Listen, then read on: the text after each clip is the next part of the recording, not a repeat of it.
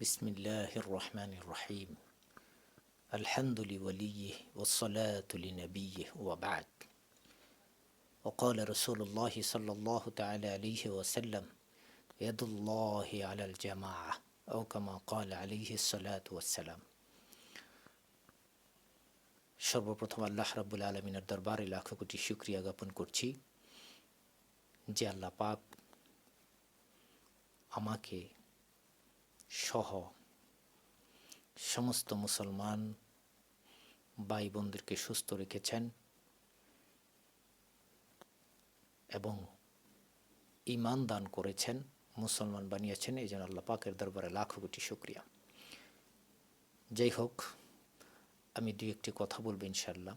একটা হাদিস তেলাওয়াত করেছি আপনাদের সামনে। বর্তমান সমসাময়িক অবস্থা নিয়ে এই হাদিসের সাথে সংশ্লিষ্টতা রয়েছে, এটার উপরে কিছু কথা রাখার চেষ্টা করবো ইনশাআল্লাহ। যাই হোক, প্রথম কথা হলো, বর্তমান যে সমসাময়িক অবস্থা তার মধ্যে উল্লেখযোগ্য হলো এখন সারা পৃথিবীতে যে যুদ্ধ অবস্থা, একটা যুদ্ধাবস্থা চলতেছে।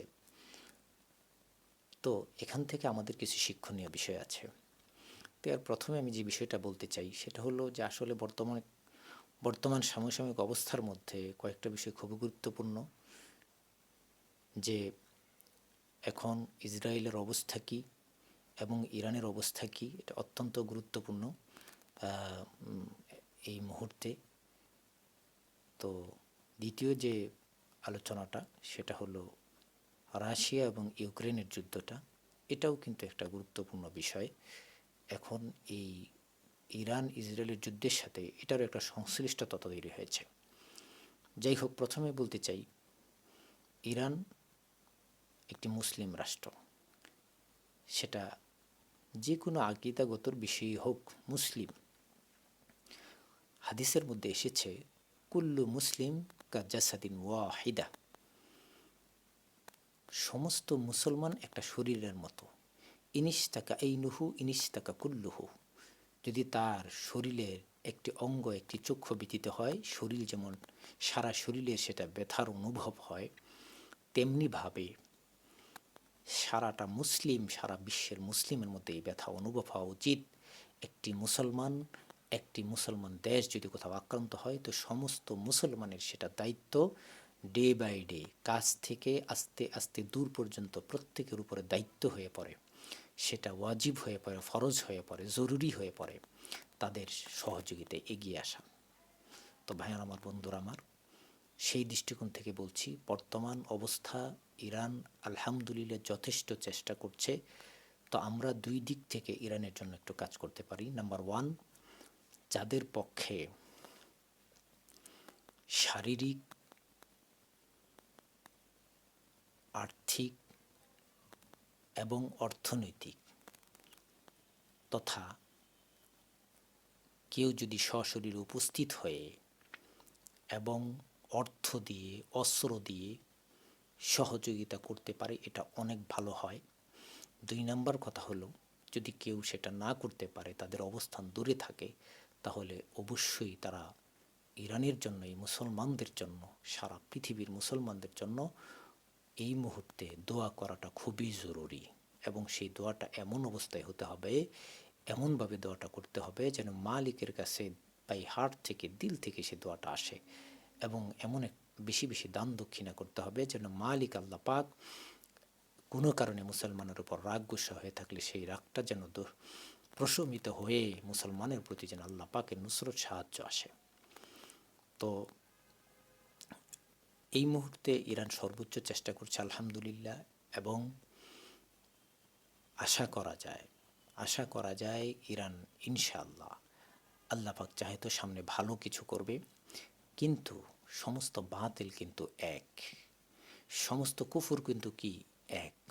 আল কুফরু মিল্লাতুন ওয়াহিদা, সমস্ত কুফর, সমস্ত কাফের, তারা কিন্তু যে যত দলবতে হোক, হিন্দু হোক, খ্রিস্টান হোক, বৌদ্ধ হোক, তারা কিন্তু দিন শেষে সবাই এক। যখন তারা একটা প্রবলেমে পড়ে সবাই কিন্তু এক হয়ে যায়।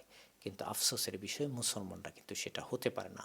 হতে হবে যদি কখনো কোনো মুসলমান এক হয়ে যায়, তখন কোনো পৃথিবীর কোনো শক্তি নেই ইনশাআল্লাহ তাদেরকে দমিয়ে রাখে, তাদের বিজয় আসবেই আসবে ইনশাআল্লাহ। যাই হোক, তো যেটা বলতে চাচ্ছিলাম, ইসরায়েলের অবস্থা খুব ভালো না, তবে তারা প্রচুর পরিমাণ প্রতিরোধ করছে এবং তারা আক্রমণ করছে, ইরানের অনেক পরিমাণ ক্ষতি করছে, বিশেষ করে তাদের গোয়েন্দা সংস্থা মোসাদ দিয়ে ভিতরে ভিতরে প্রচুর পরিমাণ গুপ্ত হত্যা এবং ক্ষতি করার চেষ্টা করছে। তো এরা আসলে চুরের জাতি, এরা হলো নিকৃষ্ট জাতি, তবে চালাক। তবে চালাক বুদ্ধি যাই হোক, কিন্তু এরা চালাক। এরা সামনে দিয়ে আসলে ওই ধরনের সক্ষমতা তাদের নেই, কিন্তু তারা গোপনে পিছনে এটা সেটা করে ক্ষতি করার চেষ্টা করবে এবং সেটা করতেছে অলরেডি। কিন্তু আমাদের মুসলমানদের এক হতে হবে। এখানে দুঃখজনক আরেকটা বিষয়, সেটা হলো তাদের সাথে কিন্তু এখন আমেরিকা, যদিও এটা পরোক্ষভাবে আমেরিকাই তাদেরকে সহযোগিতা করতেছে, সব কিছু করাচ্ছে, তারপরও প্রত্যক্ষভাবে আমেরিকা কিন্তু আসতে চাচ্ছে এখন। এবং এখানে ইউরোপীয় ইউনিয়ন এবং অন্য যুক্তরাষ্ট্র সহ সমস্ত কিছু তারা কিন্তু এক ভিতরে ভিতরে। তো এই জন্য মুসলমানদের এক হতে হবে ইনশাআল্লাহ। যদি সমস্ত মুসলমান যারা আছেন, পাকিস্তান পারমাণবিক শক্তিধর সহ সমস্ত মুসলমান যদি এক হয়ে যায়, মুসলিম রাষ্ট্রগুলো এক হয়ে যায়, ইনশাআল্লাহ যত ক্ষমতায় আসুক, এক চুল পরিমাণ মুসলমানদের ক্ষতি করতে পারবে না ইনশাআল্লাহ। মুসলমান কোনো ক্ষতি বলতে মুসলমানের কোনো ক্ষতি নেই, কারণ মুসলমান যদি জেহাদের ময়দানে, যুদ্ধের ময়দানে তারা যদি আত্মহতি দেয়, তারা যদি জীবন দেয়, তাহলে এই জীবন হবে তাদের শহীদি জীবন। আর যদি তারা জীবিত বিজয় নিয়ে ফিরে আসে, তাহলে এটা হবে তাদের সফলতার জীবন, মুসলমান হবে গাজী। তো এই জন্য বরং মুসলমান যদি শহীদ হয়, এটা হলো তার চূড়ান্ত সফলতা। সুতরাং মুসলমানের কোনো ক্ষতি নেই ভাইয়ারা আমার, বন্ধুরা আমার। তো এই বিষয়ে সবাই ইনশাআল্লাহ খুব সচেতন থাকব। এবং লাস্ট একটা কথা বলতে চাই, সেটা হলো হাদিসটা যেটা পড়েছি, ইয়াদুল্লাহি আলাল জামা, একতার উপর আল্লাহ পাকের রহমত রয়ে গেছে, আল্লাহ পাকের সাহায্য রয়ে গেছে। এই জন্য মুসলমানকে বলবো, ভাইয়ার আমার, বন্ধুরা আমার, প্রত্যেকটা ক্ষেত্রে, প্রত্যেকটা হকের ক্ষেত্রে, প্রত্যেকটা ন্যায়ের ক্ষেত্রে সবাই যেন এক হয়ে, একতাবদ্ধ হয়ে, এক এবং ন্যাক হয়ে সেই প্রতিরোধ আমরা যেন করি, সেটা যেন আমরা করি। তো আল্লাহ পাক আমাদের সবাইকে তৌফিক দান করেন। ওমা তৌফিকি ইল্লা বিল্লাহ। আসসালামু আলাইকুম ওয়া রাহমাতুল্লাহি ওয়া বারাকাতুহু।